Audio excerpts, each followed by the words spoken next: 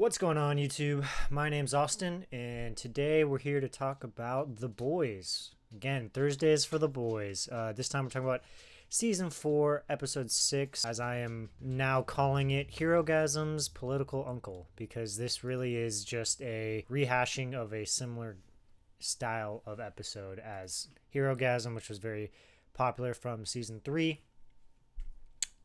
And let's get right into it. This one has a lot less storylines than a couple of the other ones because it really focuses around the party that Tech Knight is throwing. We get all of our main characters there. We get all of the seven. The seven are there to talk to these political big wigs that are all having a party at Tech Knight's house for some reason that we don't know. And so the boys are on site to try and figure out what's going on. This was fine.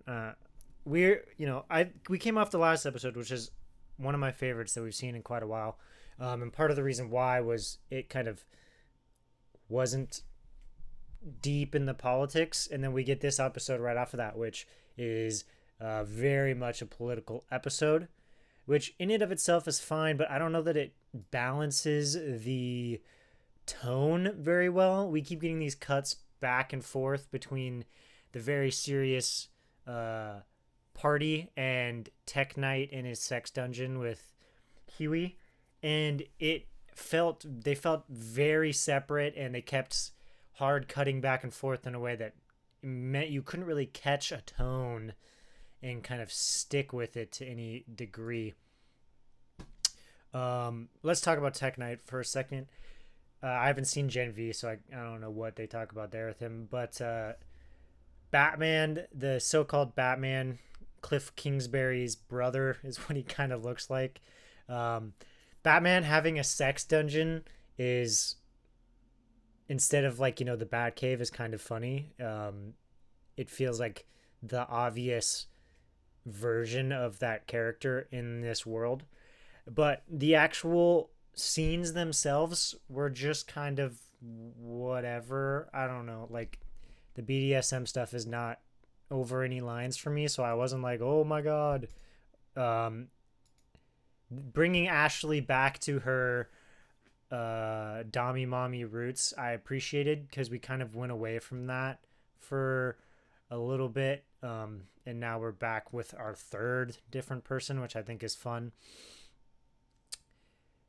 But it really this episode highlights an issue that I have with what they've been doing with Huey's character, in which he basically just lives the same exact storyline over and over again. He gets put in all of these horrible scenarios, and he's just the normal guy. And eventually, he sees so many horrible events happen that he breaks. And we've been seeing this over and over again. And it's just kind of played out, and I don't really care. It doesn't intrigue me in any way at this point, now that we're 4 seasons deep, and this is probably the third time they've done it. So a lot of that I didn't really care about. I thought the ending part where they tie him up and they start sending his money to different political activist groups, because we get throughout this the whole he's a conservative, he's racist, he comes from a long bloodline of kind of shitty rich people, is fun.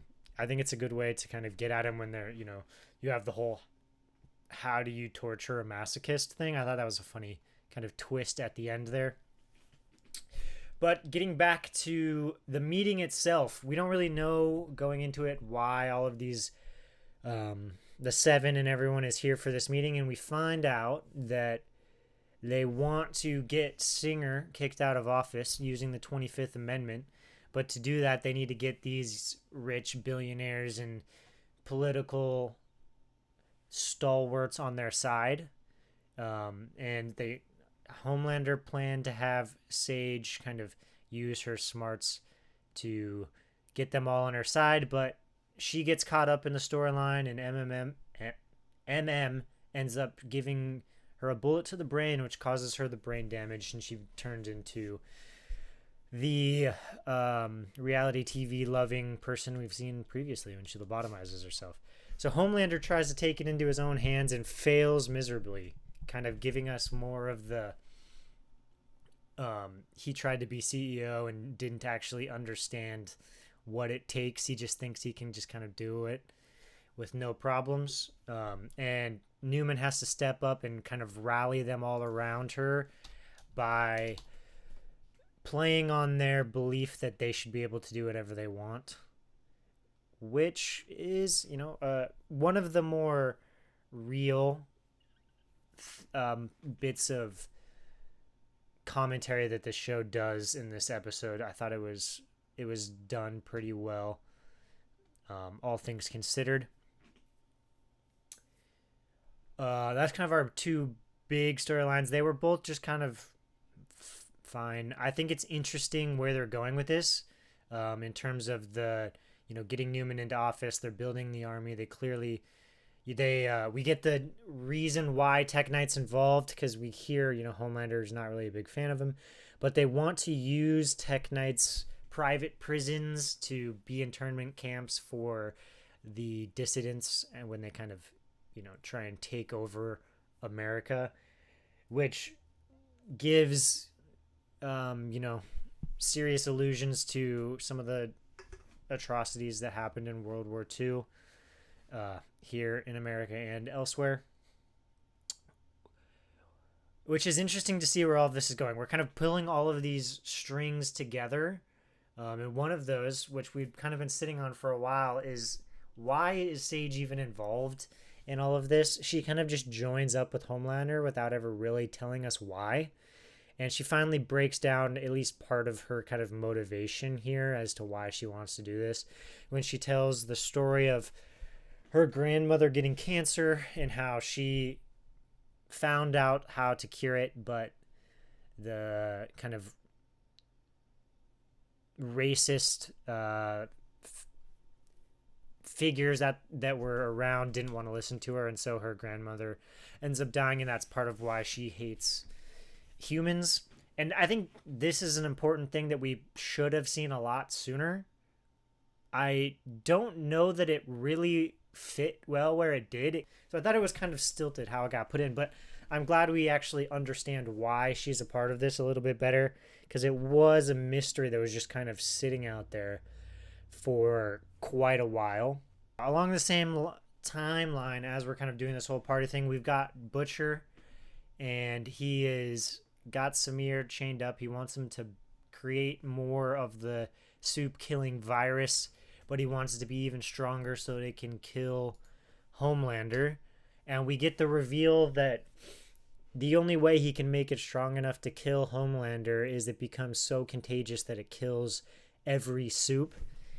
And this is part of kind of like the stakes that I wanted in the last episode that we talked about, where they are going to use the last of the virus and they don't really talk about how this is going to affect the greater world. We get a little bit more of that now, of this, like, okay, this is a serious decision that if you were to make this, you are, committing a genocide if you are to use it. We're really raising the stakes here on a lot of different levels as we get, to the last 2 episodes of this season to see where this is all going to go. And I really kind of enjoy this raising of the stakes, and now I want to know what ends up happening. And eventually at the end of this, we get the final twist of the episode that Jeffrey Dean Morgan's character is actually a figment of Butcher's imagination, just like his dead wife is. And I didn't see this one coming. I was completely shocked when it happened. I don't know why I didn't suspect it, because it makes complete sense. In the aftermath of that, we've got the devil and the angel on his shoulders. And so, yeah, I just didn't put those two together. It did shock me, and I did quite like this reveal.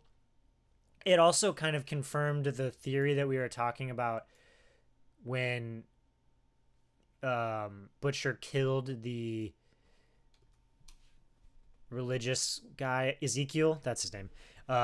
And Patrick was kind of talking about how the theory is that the tumor itself gave him the powers and killed him or whatever it may be. And this is just kind of further proving that out. And I kind of excited to see where that goes. Obviously, it builds on the whole kind of storyline we were talking about too with the Butcher, where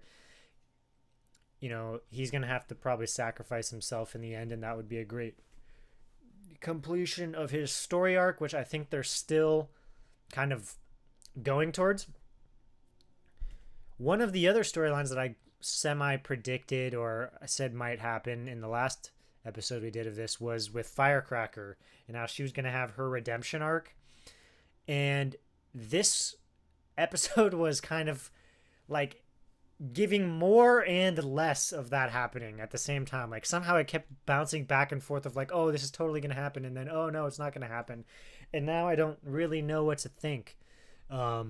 We kind of get more of Firecracker being a second class citizen in the 7, with her getting pushed to the side by Sage and Homelander. We have the conversation between Firecracker and Starlight, where Starlight apologizes to her.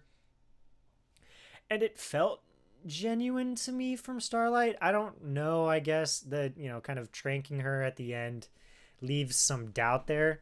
But I feel like, she truly is, Starlight's kind of having this realization of some of the terrible stuff that she's done and has been happening. And we'll see where that goes. And so it makes me feel like it's genuine. And both of those, points kind of hinted towards what I was saying. But then we get the big reveal at the end that, or not at the end, but near the end, that she took some drugs so that she could breastfeed Homelander to give him everything he wants and kind of get herself in the inner circle, so to speak, using her body, which they've had all of these twists with her character that have all fit into the first conversation between Starlight and Firecracker of why she's doing all of this in a way that's been truly impressive. Like just so many different things that are a little bit shocking and come out of left field, but actually fit within her character in a way that's kind of really impressive. And I have to respect that. That's kind of just great character writing for her. And I think she's one of the highlights of this season, one of the new pieces brought in that's a highlight. And that's kind of the big storylines. There's a couple of smaller ones I'll talk about. We had Kimiko going to the prison, I would assume, to try and see Frenchie, and he refuses to see her, and then she comes back again, and the security guard tells her like, hey, he's not going to see you. And she just says like, I have nowhere else to go. And this intertwining of Frenchie and Kimiko, I really like. It's the best part of Kimiko's character. I think a lot of the other stuff, unfortunately, just doesn't really work that well.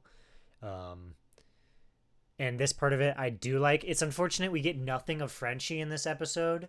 I would have liked a scene with him, saying no or whatever it may be. But I imagine he was, written as turning himself in because he probably was shooting something else, so he just didn't have the time. So we only get one side of that, which I think hurts it a little bit, but I still really like this storyline that they're going with here. We also have MM having a panic attack. We get these bits of him throughout trying to calm himself down. And then when he has the clash with Sage and he shoots her in the head, he then has a panic attack. I'm holding out judgment on this one. I haven't loved MM in this season so far. I would like it to go somewhere. If it goes somewhere interesting, I will, I may change my mind, but I've kind of been blasé about it. It just doesn't really do anything for me. But it does lead to a fun bit for A Train where when he runs MM to the hospital and he puts him down, and then he has the kids sitting there who sees him save him, and we get this moment of joy on A Train's face of like doing good can actually make you feel good. And I've really liked what they've been doing with A Train throughout this season. Him becoming the mole, and we get obviously the turmoil with him, but we're getting him farther away from the deep and more of his own character in a way that I really like. The redemption arc of A Train, we'll see where it goes. I imagine he probably is dead eventually, just because they keep saying, oh, we found the mole, and then the mole dies, and then it's not actually the mole, and then they go to the next mole, and then he dies. So it feels like the logical conclusion there is A Train dies in the end, which could be an interesting kind of out for him, kind of similar to Butcher, giving him a redemption arc that I would appreciate. And finally, we get this storyline with Black Noir 2, which I am on record hating. I think it's a dumb storyline. I really don't like it. And Deep, unfortunately, convinces him, at least in the short term, not to just leave, which I wish he would. We didn't see him for a couple of episodes, and I enjoyed that. I really don't. I wish he was just gone. I don't like it. I just think it's an uninteresting storyline of this non-violent actor pretending to be the violent character. And so I would just wish it would go away. Other than that, there's not a lot else I want to talk about. I think this was both in relation to Herogasm, not nearly on the same level, and in relation to the last episode, I thought the last episode was a lot better. But I don't think this is necessarily a bad episode. I just don't think it stands out in any major way. If you like what we do on this channel, normally it's not just me here. Patrick is also here. Typically, he'll be back next week. We also are covering House of the Dragon right now. We play video games. We do trailer reactions, all sorts of stuff. If you like any of that, go ahead and give us a subscribe. If you like the video, like the video. We stream on Mondays and Fridays at the moment. Other than that, have a good 4th of July.